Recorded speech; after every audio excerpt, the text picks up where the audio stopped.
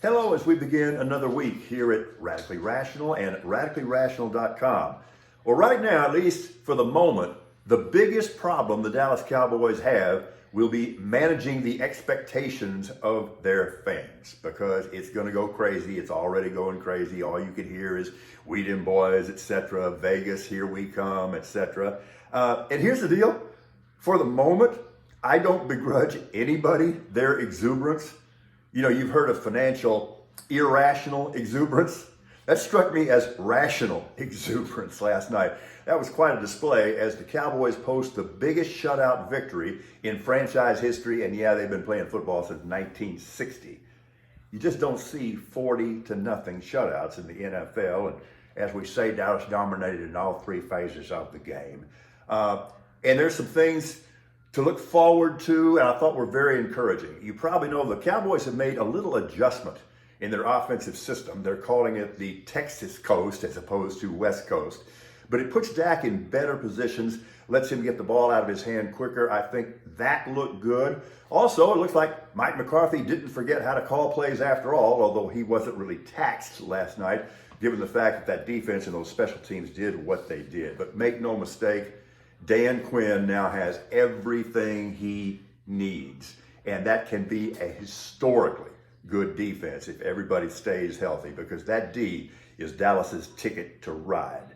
And maybe they can take the other bite out of the Big Apple next week against Aaron Rodgers and the Jets. Okay, I've remained for the moment pretty bullish on the Texans. I mean, buy that stock and hold it. Yeah, they lost the game yesterday, but they also held the Ravens to 265 yards and forced 2 Lamar Jackson turnovers. So I'm more than a little bit interested in seeing these rookies go against each other next week. Talk about C.J. Stroud and Anthony Richardson of the Colts. And Anthony Richardson, who generally acquitted himself well in the Colts' loss to the Jags yesterday. That was a costly victory for the Ravens, who've lost running back J.K. Dobbins for the year, unfortunately, and maybe his career with a torn Achilles. And Texans fans hope that our safety, Jalen Petrie, is okay after suffering a scary chest injury. Game of the day, Dolphins 36, Chargers 34, hands down. What the hell? The Rams beat the Seahawks in Seattle and beat them up physically too?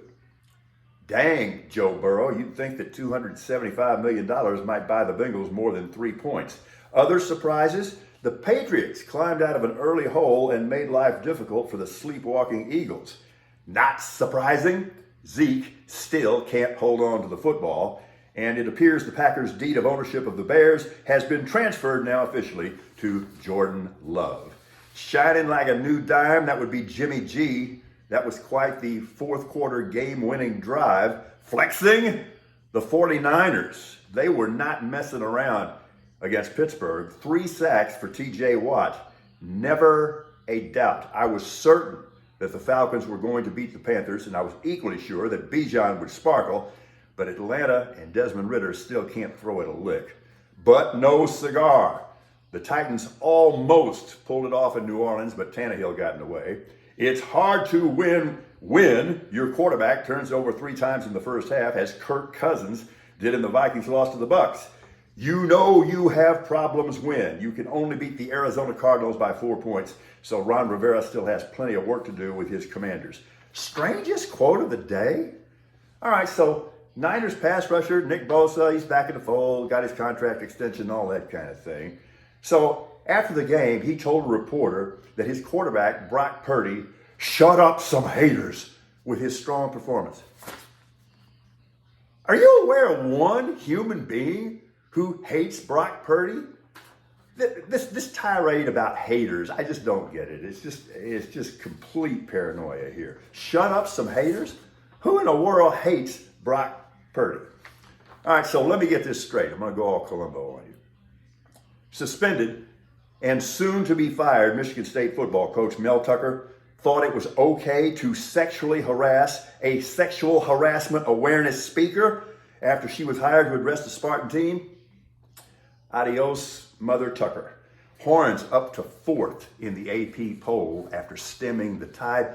And doesn't it just feel a little different this year? I got a lot more confidence in this Longhorn team this time.